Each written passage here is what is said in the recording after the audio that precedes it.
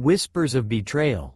The heavy rain drummed against the window, a rhythmic whisper of secrets carried by the wind. Ethan sat in the dimly lit living room, a glass of whiskey in his trembling hand. The ice cubes clinked as he swirled the liquid, his thoughts darker than the storm outside. He had always trusted Olivia, his wife of 10 years. She was his anchor, his sanctuary. But tonight, everything was unraveling.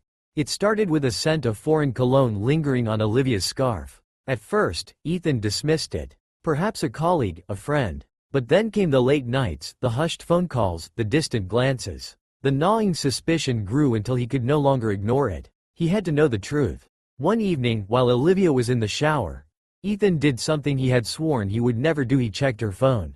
His pulse pounded as he scrolled through her messages. And then he saw it. "I can't wait to see you again. Last night was incredible."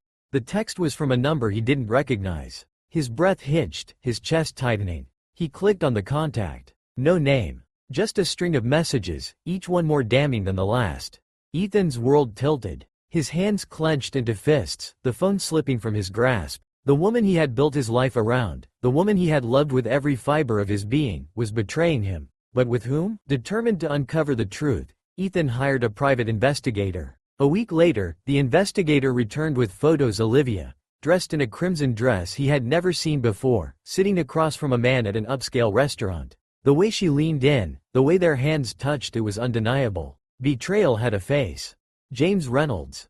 Ethan recognized him instantly. A business associate. A man he had welcomed into his home on multiple occasions. The sting of the betrayal burned deeper, knowing that it wasn't just Olivia, it was someone he had trusted. Rage coiled within him like a venomous snake, but Ethan knew he couldn't confront them outright. No, he needed a plan. He needed to make them feel the same pain that now consumed him.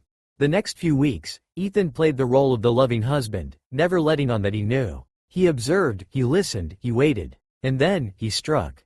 One evening, he suggested a weekend getaway to Olivia. "We've been so distant lately. Let's reconnect," he had said, watching her reaction closely. She hesitated but eventually agreed. The trip was set for the following Friday. That night, while Olivia was asleep, Ethan sent a message from her phone to James. "I need to see you. Meet me at our usual place on Friday night." James replied almost instantly, "Of course. I miss you." Ethan smirked. The trap was set. Friday arrived, and Olivia kissed Ethan goodbye as she left for a work meeting. But instead of heading out of town, Ethan followed her. She drove straight to a hotel. Ethan parked across the street, watching as James arrived moments later. They embraced, and Ethan felt something inside him snap. Instead of storming in, Ethan pulled out his phone and started recording. Every touch, every kiss captured. He wanted evidence. Not just for himself, but for what came next. That night, when Olivia returned home, Ethan was waiting. "How was your meeting?" he asked casually, sipping his whiskey. Olivia smiled, oblivious. "Exhausting." Ethan nodded, placing his phone on the table. "I bet." Then he pressed play. The color drained from Olivia's face as the video unfolded. Her lips parted, but no words came. The silence stretched between them, heavy and suffocating. "Ethan, I don't," he cut her off, his voice eerily calm. "I trusted you, Olivia. I loved you. And this is how you repay me?"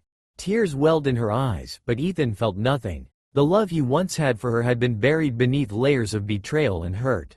The divorce was swift and brutal. Ethan made sure Olivia walked away with nothing. But James wasn't as lucky. Ethan had connections, and within weeks, James's career crumbled. Deals fell through, investors pulled out, and his reputation was left in ruins. Months passed, and one evening, Ethan received an anonymous letter. The handwriting was delicate, familiar. "You thought it was over. But this is just the beginning." His blood ran cold. Olivia wasn't done yet. And neither was he. To be continued. Shattered illusions. The city lights flickered through the hotel window, casting elongated shadows across the lavish suite. Julia leaned against the balcony railing, her silk dress clinging to her frame as the cool night air whispered against her skin. She checked her phone, a message from her husband, Daniel. "Late meeting again. Don't wait up. Love you." A bitter smile curled on her lips. Love. What a fragile, deceptive word. She had believed in it once, clung to it like a lifeline. But love had become an illusion, one that shattered the moment she found the lipstick stain on his collar 2 months ago. It wasn't hers. At first, she had wanted to ignore it, to pretend it was nothing. But the signs multiplied: unexplained absences, the scent of unfamiliar perfume, the sudden distance in his touch. Julia wasn't a fool. Daniel was having an affair. The knowledge burned, but she wasn't going to be the devastated wife who crumbled. No. She had a plan. Tonight, she wasn't alone.